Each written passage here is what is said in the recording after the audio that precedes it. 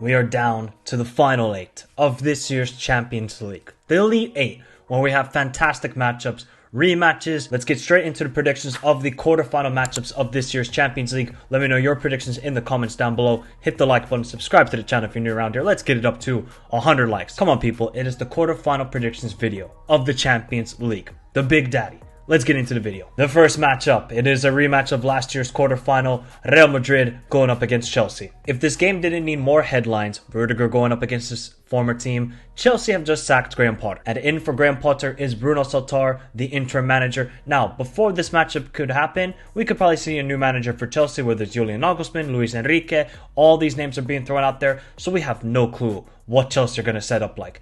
But if we just go based on what we have seen recently of both teams, Real Madrid, yes, they might be a little bit inconsistent at times, but I think they are going into a right direction. We just saw them move into a 4-2-3-1 formation. Looks very good. Ramadan Benzema is different. He's different. Just scored a hat-trick against Real Valladolid. So Benzema, Vinicius in the Champions League, man, these guys, when it comes to pressure moments, they step up their performances. And that is a scary thing for Chelsea. The midfield, we know what the midfield will do. They will control games, they will dictate possession, and I could see Carlo then going with Cruz, Modric, and Tchouaméni or Camavinga in the midfield instead of playing that 4-2-3-1 formation. But we saw the 4-2-3-1 was very effective. They just need good fullback play from Carvajal and whoever plays at left back, whether it's Ferland Mendy or even Camavinga or whoever plays their Nacho, because they're going to have to keep Chelsea quiet. And it's not really that hard keeping Chelsea quiet because their forward line is not that good at the moment. Because if we look at Chelsea, I think defensively they are very good. They got Koulibaly, right? He's inconsistent performances, but maybe he will put up his best performances in the Champions League when you need your leadership and the quality to rise. And that's where Chelsea have. Reece James, Kepa, he could be a liability. We cannot trust this goalkeeper, especially in these big games. There are some positive news for Chelsea because N'Golo Kante is back. Now you pair him with Enzo Fernandez, with Kovacic, now that's a good midfield. Now, Chelsea's midfield can compete against Real Madrid's. There's no doubt about it. It's just that forward line. Who is going to get you the goals? Kai Havertz? João Felix? Mudryk? Sterling? Sterling stepped up against Dortmund, but can he be consistent enough against Real Madrid? This is going to be a fascinating matchup because we don't know what Chelsea are going to show up. I think we kind of know with Real Madrid. Carlo, very experienced in these high-pressure moments. The players are. For Chelsea, they got a couple of youngsters, but also they got some experienced guys in there, so who knows what's going to happen. The second leg being in Stamford Bridge is a real difference maker probably, because we have seen Chelsea in second legs, especially at Stamford Bridge, in the last couple of seasons in the Champions League, are very good. So Real Madrid have to win that first leg, I would say 3-1, 2-0, to give them a little bit of edge going to Stamford Bridge, because let's say Chelsea go into 1-0 lead at Stamford Bridge, the crowd will be up, they understand, this is all they got to play for, right? Their league is done, they're out of all the cup competitions, the Champions League is where it's at for Chelsea at the moment. I'm going to slightly go with Real Madrid. I just think they're putting all their eggs into the Champions League basket this season. They know what they need to do. They need to win it. And I think they will win this tie and advance to the semifinals. The second matchup, it is Benfica taking on Inter Milan. This is also a great matchup in a sense. We don't know what's going to happen because Benfica are on absolute roll. Roger Schmidt just got a contract extension. Fully deserved. Has had one loss all season to Braga. Roger Schmidt is doing an unbelievable job. We see the play of Grimaldo, João Mario, Rafa Silva, Florentino Luis, Silva, Otamendi. I can go on and on. This team are just so good. In possession, in transition, counter-attacking. They can play any way possible. They know what they want to do. And Roger Schmidt tactically knows how to set up his team for every opponent. They can keep the possession all the time like they do against Rio Ave or somebody like that. They can play on the counter-attack like they did against PSG. And I think with Roger Schmidt, he's going to understand. Inzaghi's going to set up in a low block in that first leg. How can I break that down? But then at the San Siro, he's going to be like, you know what? We're going to play in the counter-attack. We're going to let Rafa Silva run into space. We're going to hope that Gonzalo Ramos has good hold-up play. And I think for Benfica, they're going to be favorites. They have to be favorites in this tie because of the way they're playing. And Inzaghi, I don't know what to say right now. He is a dead man walking. This league campaign has been horrendous. From being title contenders and almost winning the Scudetto last season to this is abysmal. And you can say, okay, they don't have the same players. Inzaghi with his tactical ideas are not working. Substitutions, we know Inzaghi's not really the greatest. If you have a yellow card, you're coming off. Inzaghi needs to get this right. Now, he needs his big game players to step up. Onana was fantastic against Porto. He's going to have the same performance. Lukaku, Lautaro, they got to step up. Skriniar. And then I'm looking at midfield. Now, the midfield of Inter can win this battle. They can. Barella, Mkhitaryan, Brozovic, Çalhanoğlu, they can win it. But they have to play well. That is going to be the key thing for Inter. We know what Inzaghi's going to do.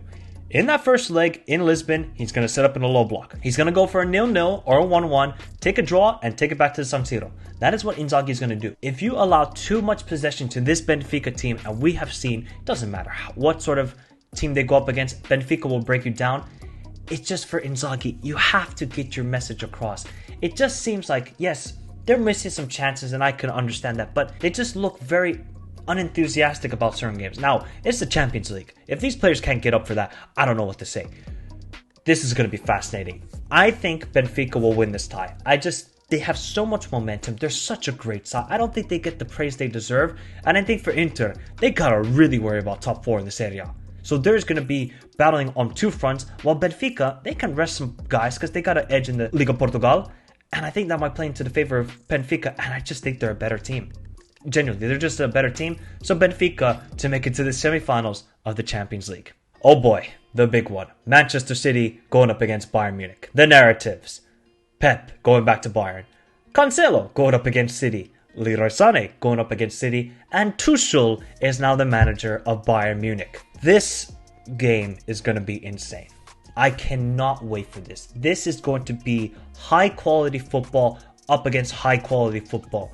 Erling Braut Haaland, the beast he is, going up against Bundesliga opponents, and how can Upamecano and De Ligt handle it? Oh man, oh man. Okay, so let's talk about it.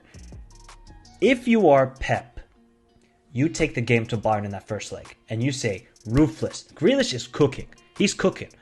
And then you look at the play of John Stones, playing against a CDM, how they're able to overload that midfield and create so many problems. Then that allows the wingers to have one-on-one opportunities against the fullbacks. So Grealish and Mahrez, they're going to have tough games against Pavard and Davis, because we know those are two good fullbacks, but maybe they can get some joy once in a while, and they just got to find the runs of Haaland. And then you look at KDB, where he can find a pass to Haaland. You look at Gundogan finding those little pockets of space. Rodri and John Stones, they allow the forwards and the two midfielders to just create as much as they want. And then it's just about, do not play a crazy high line. You cannot against Coman, against Leroy Sané, and if Sadio Mane starts.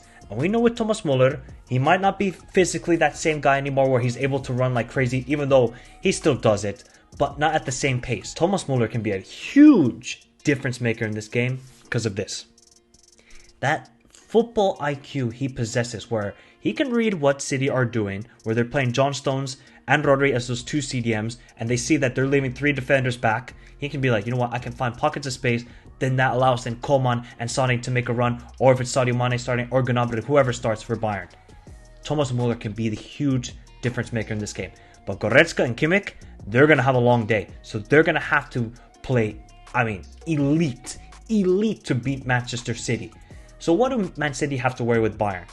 Transition-wise, against Dortmund, Bayern were fantastic. And I think that's what Tuchel's going to implement with this team. He understands, look, I can't play fluid football immediately, especially going up against Man City. I can't do it. We're going to play a little bit more passive and hit them on the counter-attack, at least in Manchester. In Munich, we could probably see Man City hit them on the counter-attack, like how Man City approached against Arsenal at the Emirates. So this is going to be so interesting to see how both managers, we know they both are great managers and tactically know what to do. Who's going to overthink? Well, we'll find out. Now, when it comes to a prediction for this game, it's going to be amazing. Alphonso Davies, we know he could be a difference maker as well for Bayern. We see with Choupo-Moting, I love Choupo-Moting, but in this game, I would go with Sadio Mane. I just think with Sadio Mane, in these big moments, he can score a goal. Even though Choupo-Moting scored against PSG, Sadio Mane can cause a problem to Manchester City. I genuinely do believe it. And Upamecano and De Ligt, yeah, good luck with Erling Braut Haaland. Even though they're playing well, Haaland is different.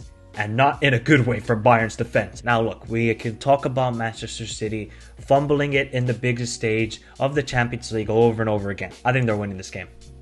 I just think, yes, Bayern, they got Tuchel, But Man City right now are playing unbelievable. They got the confidence, they got the swagger, they know what they want to do. And I think Pep got a message to these players, maybe early February, saying, guys, we still got a lot to play for. Let's go and do it. And I think Manchester City, they're going to win this tie and advance to the semi-finals. And the final tie, it is an all Serie A encounter between Napoli and AC Milan. Now, I'm just coming off watching Napoli against Milan in the Serie A. And Milan just won 4-0. Yes, 4-0 in Naples. Do you know how absurd that is? A ground where only Lazio have won at this season. And Cremonese. Can't disrespect Cremonese. Now, we can talk about, okay, there's no Osimhen. There were some issues with ultras in the stadium. And I think, funny enough, I was listening to something where Napoli, in their 2 losses this season at home with Lazio and AC Milan, ultras have had a protest and there hasn't really been that same atmosphere. They're going to have to bring that atmosphere because it's a Champions League night. It's going to be one of the biggest games in Napoli's history. But we saw at AC Milan, they can cause trouble. Now, what did AC Milan do so well against Napoli, especially on Sunday? They nullified that midfield. They kept Lobotka, Zielinski, and Anguissa quiet. Tonali had an exceptional game. I mean, exceptional. He's going to have that same performance for 2 games. If he can do it, I think AC Milan can actually win this. They have caused a lot of trouble to Napoli. And if you actually look at the record of Napoli against the top 4 teams in the Serie A, it isn't that good. But if Victor Osimhen is healthy, he can be the difference maker. And I think Napoli, you know what? After the World Cup break, they lost to Inter in the first game, right? After this international break, they lose to AC Milan. Now, this was embarrassing fashion. They're going to be looking for revenge. This game, I think a lot of people will pick Napoli. You cannot write off AC Milan. 1 is heritage. 2 is Pioli, because I think Pioli now has gotten his swagger back after having a horrendous January where they were conceding for fun, all sorts of games. I think now he understands. They even played a back 4 against Napoli and won. Chiar, Tomori, Theo Hernandez, even Calabria started, and Calabria had a great game. And what did I tell you guys about Mike Maignan? He is easily a top 3 goalkeeper in the world. Actually, let me know in the comments down below. Is Mike Maignan the best goalkeeper in the world right now? Because Maignan, with his feet, shot-stopping ability, command in the air, unbelievable goalkeeper.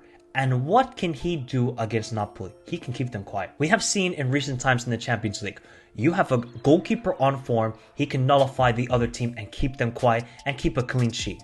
Maignan can do that, but Napoli... Look, Kvara had a good game, but he needs the other guys to step up.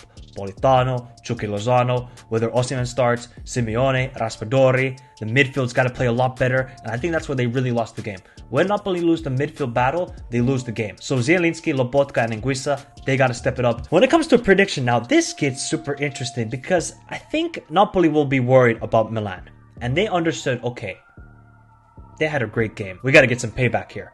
And I think with Milan, they're like, we rattled these guys a little bit. I think we can get at them. I think we can cause a lot of trouble. Brahim Diaz, Rafael Leao had an amazing game. And I think he can do that once again. If he can play with confidence, Rafael Leao can cause a lot of trouble to Di Lorenzo Rahmani. I'm still going to slightly go with Napoli. I just think they've been fantastic all season. I think they're really focusing now on the Champions League because the Scudetto is done.